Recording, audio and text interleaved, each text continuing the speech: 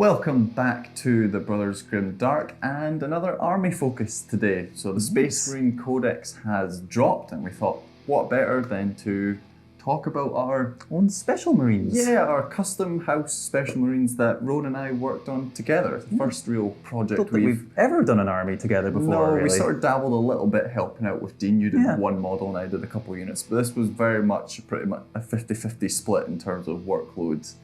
Down the middle. So it is the Blooded Taureans, are the name of our custom chapter. The reason for that is Rowan and I are both Tauruses. So we're sort of, yes, exactly, coming up with a name for them, and this was what we landed on in the end, which was, I think a nice little homage to both of our birthdays. Something unique as well. Yeah, exactly. There's so many Space Marine chapters out there. Coming up with something that doesn't exist is actually surprisingly hard. Exactly, yeah, and coming up with a colour scheme that it doesn't exist.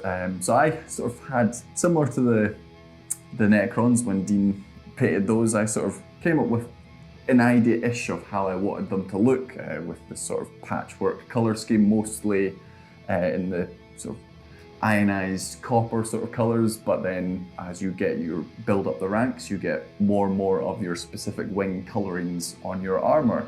And then I said to Rowan, figure that out. Make that happen. And from there, we figured out the sort of armour first. I basically took a bunch of sort of textured bases. I think they were maybe the Necromunda ones, and similar to the Necrons, I do quite like this metallic base coat with a contrast on top of it. So I think we tried 4 variations of that or so, and it was quite clear like that was the one that worked for the sort of rusted copper armor. And then I did a test model to figure out kind of the colors that might go with that. And red was the first one we did. We've got all these different wings. Yeah, I think at that point we were only planning on doing red. I think we only had red at that point. But that was my wee test model that I did right at the beginning, and it still looks pretty good. And we were pretty happy with him. So we kind of went from there. Yeah, so the idea was, you become a Space Marine, you get given your armour, and you get given the helmet of the wing that you're going to be associated with, and after that it's up to your battle honours to upgrade your armour. So everybody gets their blue or red or green or purple helmet. It means that almost every model is actually slightly unique as well, which is a little bit rare for Space Marines because they've all sort of earned different pieces of armour. We're sort of... Yeah, it's quite fun coming up with, as you paint it, you sort of go, well, this bit is showing, this knee is maybe quite prominent, so I'll do that in red, or I like the way that his arm is sticking out like this, so I'll maybe do his elbow in green, or depending on the wing you're working on. So that was quite a fun thing to work on. So, because the further more honours you get, the more of that specific colour you have, Chapter Master Sorbus, which for any of you Latin speakers out there, Sorbus is the Latin word for Rowan. So Rowan got to be the Chapter Master of the Blooded Taureans. And a lovely new model as well. Yeah, so he's based off of the Leviathan Terminator Captain. I slightly tweaked him, gave him a really cool spear, and gave him one of the really nice Forge World Space Marine heads. But other than that, he's pretty much custom as he comes. And then handed him over to Rowan to paint. Yes, with his lovely big spear as well, which does make him a little bit different.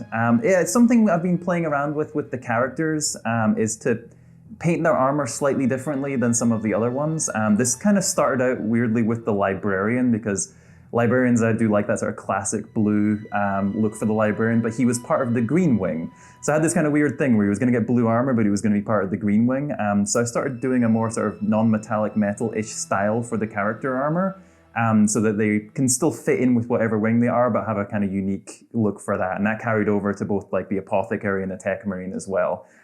Tech Marine obviously got the red armor, the Apothecary the white armor, but those guys are both part of the purple wing. So that was kind of how the paint scheme evolved a little bit for the characters. And Sorbus is definitely one of the big bright boys leading up the blue wing with very shiny armor. So carrying on the blue wing, Rowan actually hasn't contributed anything else to the blue wing yet. No, I figured out what the colour of the blue was, and that was about it. So I end up painting the Infernus Marines from the Leviathan box, as well as, so when we started this out, I'm happy to concede Rowan is a slightly better painter than me. So I conceded that I would handle the bulk of the troops and the vehicles, and Rowan would be doing primarily the characters and the more elite units. But I got to paint the Terminators because when Leviathan dropped, Rowan was very busy with his NIDs. Got some bugs to do, So I got to paint those as the main elite unit for the Blues, which was very fun for me.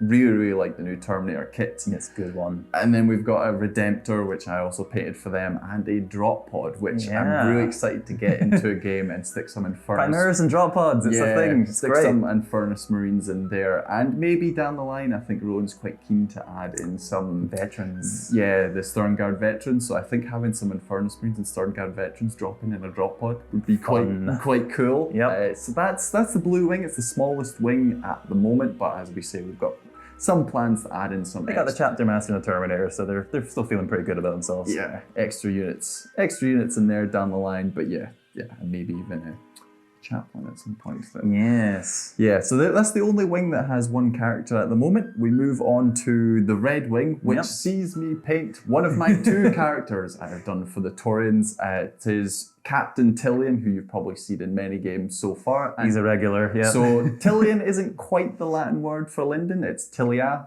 So I just added an N on the end there to make him sound a little bit more masculine. And I had a lot of fun converting him up. This army started out with us subscribing to the Imperial magazine as well as the Necrons. That's where most of those two armies came from, and that magazine came up with a really nice special edition captain.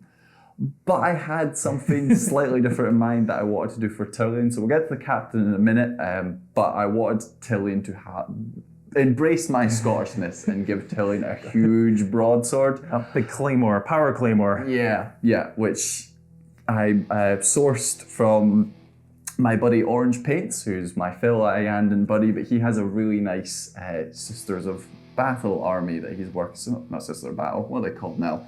Adeptus Sororitas. Yeah. Sorry, get on old school there. But he's got a really nice army of them, and I was cheeky and asked him if he had a spare sword from the Paragon Warsuits kit.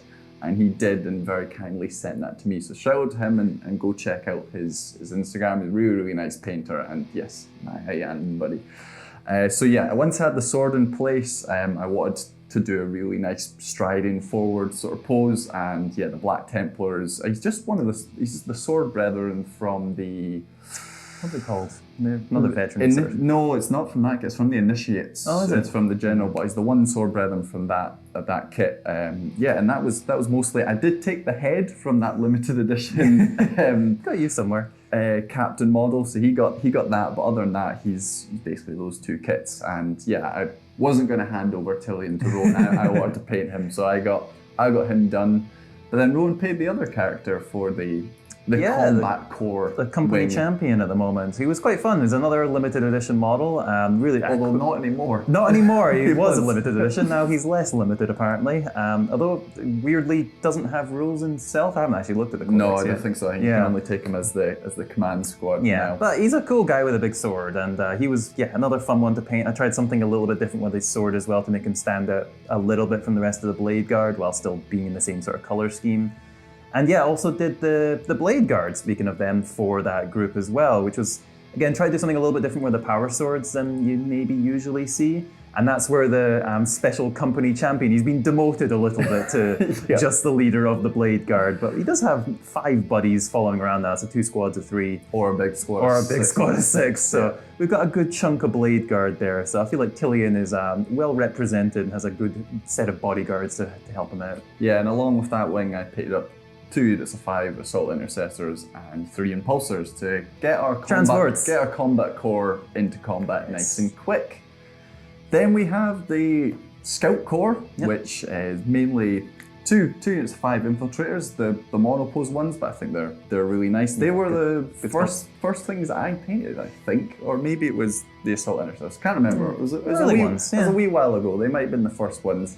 And then I also got to paint my second and last character for the Taureans there as well, who, also from the Leviathan box, the lone operative lieutenant, forget what he's the dual-wielding Primaris lieutenant thing. Yeah, who was fun to paint, and I got to... It's also your first Tyranid you've painted. Yeah, I got to paint a little bit of... quite a lot of Tyranid bits on him, actually. I think I ended up painting the colour scheme for at least 3 of Rowan's Tyranids, because he's stamping on one, which is like the parasite ones for Rowan. He looks like he's got a warrior, warrior on his shoulder, and then he's also got a think Dagger thing, claw yeah. from what looks like a Termagant or a He's been in the Hormagaunt from wars for a while. He's So, got yeah. a bit of an Arnie Predator thing going on. Yeah, so he was fun to paint. It was really nice to paint our character up, and that was my contribution to the Green Wing. Yeah, I did the Eliminators mostly because I thought painting camel cloaks would be fun.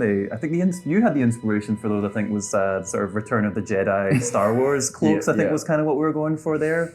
A little bit different than some of the more sort of modern futuristic military things. We want something a little bit more muted.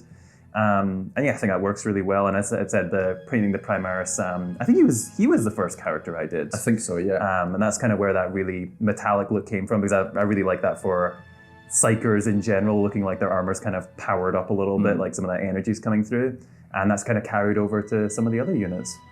Yes, and lastly we have the Armored Support Corps, which is where all the Gravis stuff lives and breathes. So I painted up 10 heavy intercessors for this. I also painted up the Gladiator. I've painted up 2 of the variants. I haven't painted up the Lancer, but we've got all the Gatling on the Reaper, and we've got all the Melta and las cannons you could want on the I still Valiant. really like the Gladiator. I think it's really fun. Yeah, no, it's a lot of dice to roll. It's a fun unit. And It's the same reason I like Havocs. I just like rolling billions of dice for some reason. Nothing ever happens, but it's good fun. Yeah, it's just buggers. But one wound. 1 wound, yeah. Oh, 40 dice, 1 wound. Saved it. Yeah, and I also paid up the Ballistis. So we've got 2 Dreadnoughts so far. I want to add 1 to the Combat Core. Obviously, that'll be the Brutalis down the line. So that's maybe the next unit that will go in there. But yeah, that was my contribution to the Armored Support Wing. Yeah, I did the Eradicators, who are still very good, I think. They seem to get a lot of play, so they've been quite good in game. And I did the 2 characters I mentioned earlier, the Tech Marine, and I think maybe my favorite paint job actually so far is weirdly the Apothecary guy from the Leviathan box. Up there with Sorbus. Sorbus was really fun too. Yeah. But yeah, I don't really paint white a whole lot. I tend to paint quite dark models, so challenging myself to do something bright and white was something a little bit different, but I'm really pleased with how he turned out. Yeah, so that is basically the force up to date. As I say, for me on my side, I think the Brutalis is probably the next thing that I'll paint up. Rowan's got his Sternguard veterans. But beyond that, we don't have huge plans on what we want to add. So let us know what you think we should be adding in next. There's a few options in the new Space Marine lineup. Yes, there is. So there is the potential for there maybe even a 5th wing for the Taureans. But even though we've got the wings and the distinct look, I really think they look good on the tabletop, because they still feel like a unified army, because you've got that brass going all the way through it. But you've got these clear colours that help define what their role on the tabletop is. Which is weirdly kind of rare for Space Marines. I guess the Dark Angels sort of have it with like the Deathwing and the Raven Wing. And a little bit, yeah. It actually reminds me a little bit more of like the old school Blood Angels, where you had like the yellow helmets on the Intercessors and the blue helmets on the Devastators. There's a little bit of inspiration from there too. Yeah. But yeah, I think it looks great. Yeah, so we do have some lore on these guys. Rowan and I know their chapter founding, but we're not ready to reveal that just yet. We have a series that's going to be coming out in a few months' time, which is going to focus on the Taureans, and it's going to be a very stylized narrative, almost like a TV series, really, which we are really excited about to show you guys. But that's under wraps for now, but it will be coming early in the new year, hopefully. But yeah, that's kind of where we're at mostly with this. Hope you liked this. Please do hit those like and subscribe buttons. If you did, very exciting news. On Thursday this coming week, we are going to be launching our subscriber-only channel. So come and join the Timorous Beasties. Yeah, it's a whole new set of things. Yeah, check out our website to find out exactly what that is going to entail. But yes, we have some very exciting things right on the horizon for you at home. And we'll see you there soon on the Brothers Grimdark.